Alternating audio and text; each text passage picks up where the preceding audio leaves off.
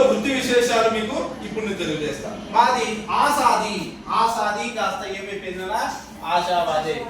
ఆసాది కాస్త ఆశావాదిగా మారిపోయింది అన్నమాట.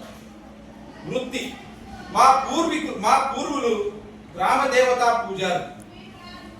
ఆయా దేవతలపై జాతరల్లో ఆసువుగా పాటలు కట్టేవారు. ఆ పాట సాంప్రదాయమే నా దగ్గర ఆసుపత్యమైంది. ఆ ఆసుపు అవధానానికి దారి తీసింది.